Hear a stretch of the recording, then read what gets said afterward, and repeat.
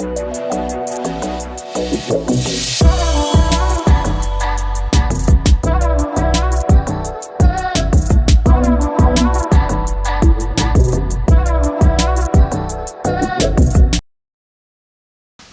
Back दोस्तों, मैं रंजीत सिंह खुल्लर। अभी हम लोग बात कर रहे हैं फीडबैक के ऊपर। तो लास्ट जैसे हमने बात करी थी कि फीडबैक होता क्या है और उसकी क्या इंपॉर्टेंस है, और हम सब ये जानते हैं कि इंपॉर्टेंस है मेरे आगे ग्रोथ के लिए, लेकिन स्टिल हम लोग उसको रिसीव नहीं करना चाहते। तो विनीता जो नागर जो मेरे साथ में है, वो आज हम लोग बात करेंगे कि वो ऐसे कौन से 5 फैक्टर्स हैं जो हमें फीडबैक रिसीव करने से रोकते हैं। क्योंकि फीडबैक जब तक मैं रिसीव नहीं करूंगा तब तक मैं ग्रोथ नहीं ले पाऊंगा, ये भी हम जान चुके हैं और ये मानते भी हैं। और हम ये चीज़ अपने बच्चों में भी देखते हैं और उनको हमेशा करेक्ट करने की कोशिश करते रहते हैं। तुम ये मत करो, तुम वो ना मत करो, तुम ऐसे करो, तुम वैसे करो। और हमेशा हम चाहते हैं कि वो ग्रो करें, हम चाहते हैं कि वो अच्छा करें, इसीलिए हम उनको बार बार चीज़ों पे फीडबैक भी देते हैं। और बिल्कुल हम फ्रस्ट्रेट भी होते हैं जब वो फीडबैक को मानते नहीं है। तो हमें लगता है कि शायद पर हाँ, ये भी है कि जनरेशन गैप भी हमको कहीं ना कहीं दिखता है कि अगर हो सकता है कि मुझसे ज़्यादा समझ रखते हो, तो इसलिए जनरेशन गैप के हिसाब से भी हम उसको देख सकते हैं। बट हाँ, फिर भी हम लोग उसको कोशिश हमेशा करते रहते हैं और इंटेंशन हमारी यही होती है कि वो आगे ग्रो करें, अच्छा करें। और फिर भी ऐसे कौन से 5 फैक्टर्स हैं जो हमें फीडबैक रिसीव करने के लिए रोकते हैं। तो जो पहला फैक्टर जो मैं देखता हूँ, जिसको हम ईगो कह सकते हैं, कि हमारी ईगो जो है धीरे धीरे बनना शुरू होती है। बचपन में वो ईगो नहीं होती। बचपन में हम लोग हल्का सा किसी झगड़ भी लेते हैं तो उसके बाद में उसी तरीके से खेलना भी शुरू करते हैं, क्योंकि वहां पे हमारी कोई ईगो नहीं होती। तो ईगो हमारी आती है हमारी पर्सनैलिटी से। तो हम लोग धीरे धीरे अपनी पर्सनैलिटी को हम लोग एक पक्का बनाना शुरू कर देते हैं। तो हम ये कहते हैं कि ये मेरी पर्सनैलिटी है और अभी ये पर्सनैलिटी इसके अंदर कहीं पर भी चेंज नहीं होना चाहिए। तो अब वो चेंज नहीं होना चाहिए, उसको पर्सनैलिटी को इंटैक्ट रखना है। तो उसके लिए जो पहला चीज़ है कि मुझे सुनना नहीं किसी का। तो अगर सुनूंगा तो मुझे अपनी पर्सनैलिटी में चेंज करना पड़ेगा, अपने काम करने के तरीके में चेंज करना पड़ेगा, अपने आप में कुछ बदलाव लाना पड़ेगा। तो अभी तक मैंने इतने मेहनत से अपनी एक पर्सनैलिटी को तैयार किया है, डिज़ाइन किया है, बनाया है, पक्का किया है, अब मैं उसके अंदर बदलाव नहीं करना चाहता। तो इसलिए वो ईगो वाला फैक्टर एक बहुत बड़ा मुझे लगता है कि आता है और वो हमें रोकता है किसी भी नई इंप्रूवमेंट को करने के लिए। तो what do you think on this point? Sir बिल्कुल सही बात है कि ईगो जो है वो हमारा एक बहुत ही क्रूशियल एक पॉइंट बन जाता है जो हमें रोक देता है। और उसकी शुरुआत ना, मैं फिर से वही कहूँ, इंडिया से अगर बात करूँ, बचपन से होती है कि ऐसा आपने कहा, माँ बाप जो है, पेरेंट्स बड़े ही हमारे पीछे पड़े रहते हैं। पीछे पड़े रहना टर्म जो है वो इसलिए यूज़ करते हैं क्योंकि अगर हम एक बार में ही सुन लें तो उन्हें पीछे पड़ने की जरूरत ही क्यों पड़े। बार बार आपसे कहा जा रहा है क्योंकि वो आपके भले के लिए कहते हैं, बट अनफॉर्चुनेटली हम उसको गलत सेंस पे लेते हैं। पर जो पर्सनैलिटी की बात की, तो क्या मेरी पर्सनैलिटी, मैं कह सकती हूँ कि मैं बहुत एक्सट्रोवर्ट हूँ, एक एग्जांपल लेते हैं, हम कहें कि यार मेरे अंदर लीडरशिप क्वालिटीज़ है, और सपोज करो किसी ने कहा, आपको कमेंट दिया कि यार आप तो बड़े लीडर बने फिरते रहते हो, आपसे ये काम भी नहीं हुए। जैसे आप ये शब्द सुनोगे, just imagine yourself at that position, अगर आप बहुत बड़े लीडर हो, आपको ये कहा जाए, तो क्या उस पर्सपेक्टिव से सोचोगे, तो आपको कहीं ना कहीं तो पिंच करेगा कि ऐसे कैसे यार मेरे बारे में बोलते हैं, मेरे पास तो इतना 10 साल का एक्सपीरियंस है, मुझे क्या ये भी नहीं आता, क्या वो भी नहीं आता। तो ये जो शब्द जो दिमाग में गूंजते हैं ना, ये ईगो है। उसकी बजाय अगर आप इस तरीके से ये सोचें कि आपको किस वजह से ये लगा कि मेरे अंदर लीडरशिप क्वालिटी नहीं है, हो सकता है वो इंसान कुछ कमेंट करना चाह रहा हो, इट मे हैपन कि वो सही दिशा में आपको गाइड कर रहा हो, और ये भी हो सकता है कि वो जायज़ नहीं हो। लेकिन अगेन, जैसे कि हमने पहले एपिसोड में बात करी, लेना और नहीं लेना वो हमारी चॉइस है। तो यहाँ पे सर वो ईगो वाला जो रोल है ना, वो बहुत ही इंपॉर्टेंट हो जाता है कि क्या आप अपनी पर्सनैलिटी या अपने उस दायरे में उस पर्टिकुलर पर्सन के कमेंट्स को एंटर करने देते हैं या नहीं देते हैं। और अगर आपने उसको एंट्री भी करने दी, तो क्या वो इतना इम्पोर्टेंट है कि वो सीधे आपको इतना हर्ट कर रहा है। तो जो ये हर्ट वाला पार्ट है ना, कि यार इससे मुझे इतना सा पिंच कर दिया, वो ईगो है और वही आपको फीडबैक लेने से रोकता है, जैसा मतलब मैं जितना समझती हूँ लोगों से, जितनी बात करती हूँ। और कहीं ना कहीं ना ये कि हाँ हम तो फलाना ये है फलाना वो है, मेरे पापा ये करते हैं मैं ये करता हूँ, मैंने मेरे पास इतना फाइनेंशियली इतनी सिक्योरिटी है, तुमने मुझे ऐसे कैसे क्यों कह दिया। स्पेशल एग्जाम्पल अगर रोड पे देखे हम, सिंपल एग्जाम्पल, अभी रोड पे अगर गाड़ी की दो टकराहट हो जाती है, किसी गलती से हुई हो, उसने अगर इतना से दिया अरे भाई साहब को गाड़ी चलानी भी नहीं आती क्या ढंग से, तो वो हो सकता है जो देने वाला उससे बहुत सरकास्टिक वे में कहा हो, लेकिन हमारे तुरंत रिएक्शन जो है ट्रिगर होते हैं। सिमिलरली अगर सपोज कीजिए वो ऐसा कहे कि सर अगर आप थोड़ा सा साइड में कार चला लेते तो हम बच जाते। अब यहाँ पे भी सेकंड फीडबैक, थर्ड वो कहता है कि सर आप कार बहुत अच्छी चलाते हैं पर कोई बात नहीं गलती हो जाती है। तो तीनों स्टेटमेंट के ना अपने अपने डिफरेंसेस हैं, लेकिन यहाँ पे ना उस पर्सन की ईगो उस स्टेटमेंट से प्रोपोर्शनल चेंज होती है। तो वही वाला रोल आ जाता है कि जो फीडबैक दे रहा है क्या वो किसी की ईगो को या फिर उसके पर्सनैलिटी ट्रेट को हर्ट तो नहीं कर रहा है, और जो हम ले रहे हैं क्या वाकई में ही हम उसको अपने पर्सनैलिटी ट्रेट के अंदर स्पेस देने की कैपेसिटी रखते हैं या नहीं रखते हैं। तो हाँ, तो ये दोनों ही पार्ट पे जो फीडबैक देता है उसको भी ध्यान देने की जरूरत है कि क्या मैं किसी को डायरेक्टली उसके ईगो को तो नहीं हर्ट करूं, क्योंकि ईगो हर्ट करने के बाद में तो लड़ाई होनी, क्योंकि उसका कोई पॉजिटिव रिजल्ट तो नहीं आएगा। और इसीलिए सब लोग फीडबैक से डरते हैं, इसलिए लोग फीडबैक से भी डरते हैं कि कहीं मुझे फिर से कोई ऐसी बात ना कह दे या मैं किसी को ऐसी बात ना कर दूं कि जो सामने वाले को हर्ट कर दे। तो ये एक पार्ट है जो ईगो बहुत बड़ा रोल प्ले करता है, और मेरे ख्याल से सिर्फ फीडबैक या इम्प्रूवमेंट के तौर पे नहीं, हमारी लाइफ के अंदर हर पार्ट में, हर रिलेशन में, हर काम के दायरे के अंदर में ईगो हमको कहीं ना कहीं नुकसान देता ही देता है। तो ईगो के अलावा अगर हम सेकंड पॉइंट बात करें तो मेरे ख्याल से एक्सेप्टेंस भी एक और पॉइंट है, जहाँ हम लोग इस चीज़ को एक्सेप्ट ही नहीं कर पाते कि मुझे मेरे अंदर भी कुछ कमियां हो सकती हैं। हाँ, तो हम तो ये कहते हैं हम आई एम द परफेक्ट, ठीक है।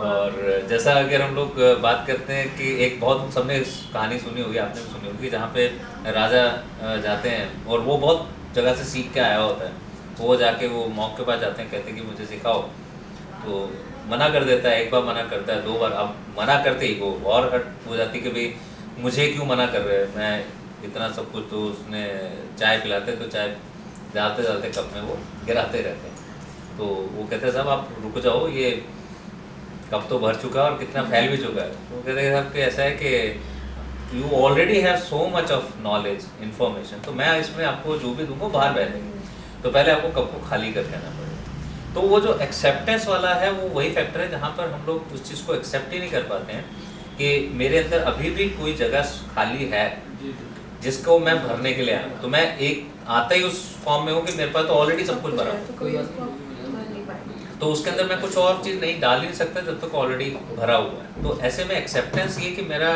कप अभी भी खाली है, और तब मैं जाता हूँ तो तब मैं बताऊँ तो हाँ भी मुझे यहाँ पे इम्प्रूवमेंट की ज़रूरत है, यहाँ पे मुझे फीडबैक की ज़रूरत है।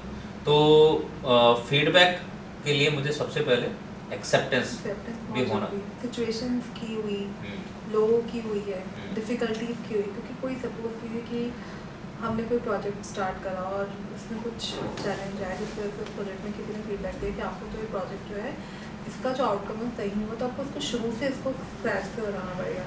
तो अगर आप कोई बड़ी कंपनी में तो वो कॉस्ट जो है और आप बहुत सारी चीज़ें सोचते हो, पर अगर उसका एंड द आउटकम अगर आप उसको सोचे तो इट विल हेल्प। तो वो एक सिचुएशन की डिफ़िकल्ट सिचुएशन की हुई। सिमिलरली कोई बंदा है जो आपको बार बार पोक कर रहा है किसी चीज़ के लिए, तो अगेन उसके पॉजिटिव और नेगेटिव हो सकते हैं। तो पहले ये जाने कि क्या ये कमेंट या फीडबैक बिफोर रिएक्टिंग एक्सेप्ट करें कि सही है या गलत है। अगर मैंने उसको एक्सेप्ट किया कि हाँ ये मेरे लिए सही है तो उसे इन्वाइट करें, और अगर नहीं है तो आप उसको रोक भी सकते हैं। लेकिन मोस्टली जो केसेस होते हैं उसमें क्या होता है कि हम एक्सेप्ट ही नहीं करते हैं कि सामने वाला हमें कमेंट दे रहा है, स्पेशली क्रिटिसिज्म को। एप्रिसिएशन तो हम तुरंत मान लेते हैं, हो सकता है एप्रिसिएशन फेक भी हो सकता है, हम बटरिंग कहते हैं कि हाँ तो ये नुकसानदायक हो सकता है कि अगर मैं उसकी एप्रिसिएशन को एक्सेप्ट कर लो जो फेक हो, तो उसमें भी चूजी होना जरूरी है, और ये आपकी चॉइस है, चॉइस होना जरूरी है। और एक्सेप्टेंस के अंदर, और एक्सेप्टेंस के बाद में एक और चीज़ आती है जिसको हम ट्रस्ट है कि ये आ कहाँ से रहा है, जिससे भी आ रहा है, क्या हम उसको इंस्टिंक्टली हम उससे भरोसा कर रहे हैं नहीं कर रहे हैं। तो बिल्कुल, तो उसी तरीके से जो जो मटके वाली जो आप बता रही थी कि क्या था वो स्टोरी का? उसमें क्या होता है, कुम्हार का एक बच्चा होता है, उसके वो बहुत ही अच्छा मटके बनाता है। उसके पिता को ही बात पता होती है, पर वो जब भी कोई मटकी के अंदर कोई डिज़ाइन बनाता है तो उसके जो फादर है वो ये बोलते हैं, बेटा तूने आज एक अच्छी है थोड़ी सी मटकी के डिज़ाइन के अंदर एक कली बहुत सुंदर होती है। फिर अगले दिन आता है तो कहता है कि तुमने ये बेल अच्छी नहीं बनाई, इस बेल के ऊपर तुम सुधार करो। तो ऐसे करते करते वो कई दिनों तक वो अपना, क्योंकि उसके पिता होते हैं तो चुपचाप सुनता रहता है, बोल नहीं पाता है। फिर एक दिन उसकी जो हमने जो भी बात करी, ईगो वाला पार्ट बहुत हाई हो जाता है कि मुझे तो लोग इतना तारीफ कर रहे हैं कि तो बहुत अच्छे मटके बनाता है, और यहाँ देखो मेरे पिताजी से इतना भी नहीं होता है कि अपने बेटे की खुद की तारीफ करें। तो ये जो पार्ट है वो है इसकी ईगो। सेकेंड थिंग है वो एक्सेप्ट ही नहीं कर पाया कि भाई मेरे पिता बोल रहे हैं, तो कुछ सोच के उसने अपने अंदर एक रंजिश डाल ली कि मेरे पिता को मुझसे जेलसी होती है। वो चाहते नहीं है कि मैं, क्योंकि उसके पिता उस पूरे जो डिस्ट्रिक्ट के सबसे बड़े वो थे, कलाकार थे, जो कि बहुत सुंदर पोर्ट्रेट डिज़ाइन करते थे। तो उसको था कि मेरे पिता चाहते नहीं कि वो मुझसे बेहतर करे।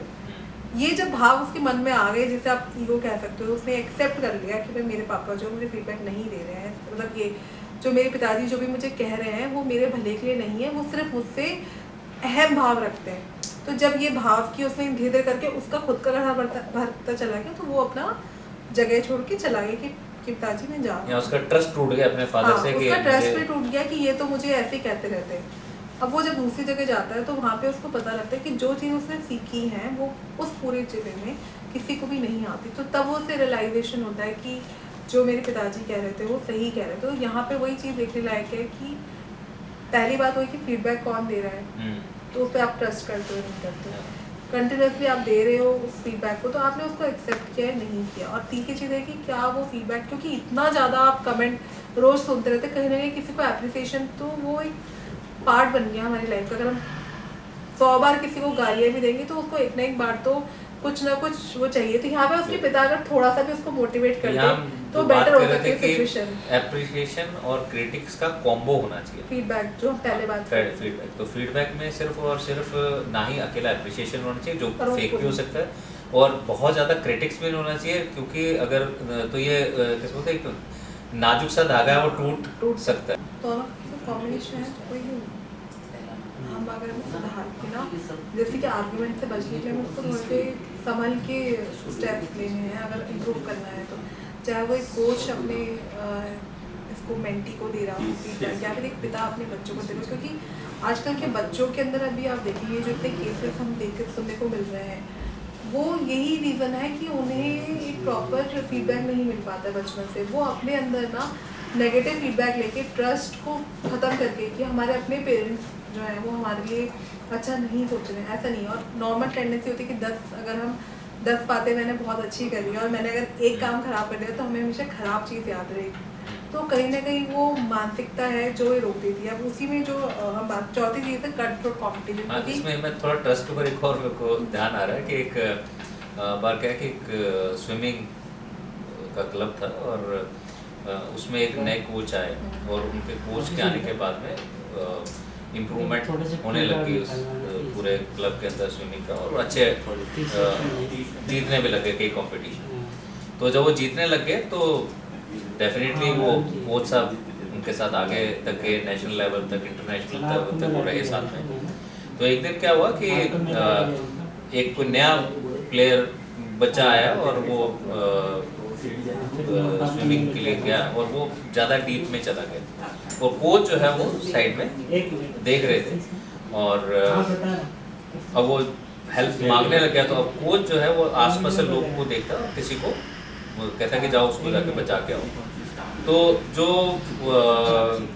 कैप्टन था उस पूरे टीम का, उसने बोला कि कोच साहब आप खुद भी तो पूछ सकते थे उसको बचाने के लिए, आप इधर उधर क्यों हेल्प मांग रहे थे? कहता मुझे स्विमिंग आती ही नहीं है। तो ऐसा भी है जहाँ पर कि एक कोच है जो खुद भी नहीं आता, लेकिन हाँ उसको फीडबैक देना आता है या उसको सिखाना आता है कोई भी गेम को कुछ को, लेकिन खुद को भी शायद नहीं आता। तो ऐसे भी केसेस हैं जहाँ पर हम लोग ट्रस्ट जब तक था उनका और उसका उनको निकाल दिया गया, क्यों? क्योंकि अब वो ट्रस्ट खत्म हो गया। तो बोल के जो लोगों को ये पता लगेगा कि कल आपको इनको नहीं आता है तो वो उनसे सीखना भी नहीं चाहेंगे।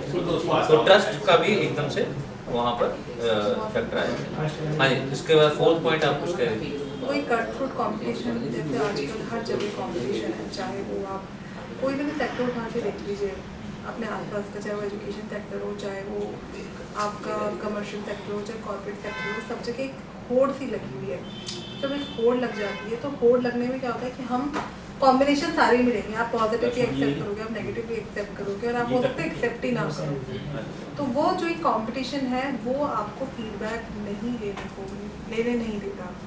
वो आप फॉर एन एग्जांपल अगर आप स्पोर्ट्स में भी देख सकते हैं कि अगर डिफरेंट टीम्स हैं, डिफरेंट रीजन्स की टीम है, डिफरेंट कंट्रीज की टीम है, तो कई बार जैसे अगर वो फीडबैक ना लें, उनको लगता है हमें इससे आगे निकलना है, वो इम्प्रूव ही ना करे। या फिर आप for example Chak De India का ही अगर अपन कॉन्सेप्ट देखें, तो जो उनके कोच थे उन्होंने, उनकी टीम बहुत अच्छी थी, और पहले उनकी टीम जो थी फर्स्ट शुरू में तो फीडबैक लेना ही नहीं चाह रहे थे, तो उन्होंने एक एक पर्सनैलिटी के ऊपर वर्क करा कि इसका क्या ट्रेट है, तो उसके फीडबैक से उन्होंने अपनी पूरी टीम को इम्प्रूव करा। जब पूरी टीम इम्प्रूव हुई, रिकॉर्डिंग पे गई, और इवन कौन से दंगल के अंदर भी जब वो उनकी जो बेटी है, क्योंकि वो अपने पापा के ऊपर ट्रस्ट नहीं करती है, और जब वो ट्रस्ट ब्रेक, उसको लगता है अरे पिताजी तो ऐसे कहते थे, वो अपनी वहाँ पे अपनी जो स्पोर्ट्स एकेडमी वहाँ पे चल जाती है, तो उसके जो कोच हैं वो गलत फीडबैक देते हैं। तो यहाँ पे देखने वाली जरूरत है कि वो ट्रस्ट तो उसने अपने कोच के ऊपर भी करा, पर जो फीडबैक उसको जो गलत मिला उससे उसकी पूरी परफॉर्मेंस खराब हो गई। फिर जब उसके पिताजी ने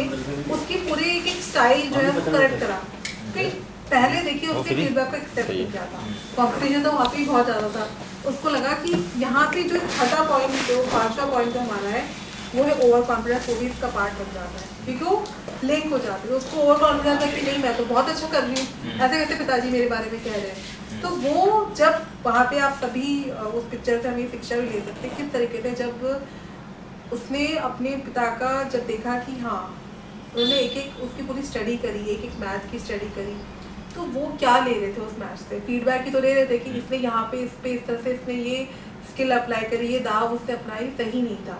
तो अगर वो ऐसी सिचुएशन होती, वो ऐसा दाव पेश लगाती तो वो सही होता। तो वो वहाँ पे ओवर कॉन्फिडेंस भी था एक पार्ट, लेकिन जब उसने जो हमने बाकी जो 4 पॉइंट डिस्कस करे कि उसने अपनी ईगो को ख़त्म किया, उसने एक्सेप्ट किया कि उसके पिता जो हैं उसको इसको कोच सिखा रहे हैं, और उसके अलावा उसने ये भी जाना, क्योंकि यहाँ पे एक चीज़ ये भी है, सर जो ट्रस्ट की बात करें ना, हमें खुद को पता होना चाहिए कि हम उस फीडबैक को एक्सेप्ट करें या ना करें, तो ये गुडविल जो है वो खुद के अंदर ही आएगी, और यहाँ पे वो सारे पार्ट जो है इंपॉर्टेंट रोल प्ले करते हैं। तो इसमें हम ये कह सकते हैं, हम आँख मूंद के भी एक्सेप्ट नहीं कर सकते, हमको विजडम अपना रखना पड़ेगा, और उसके साथ साथ में हमें ये फीडबैक लेते रहना चाहिए।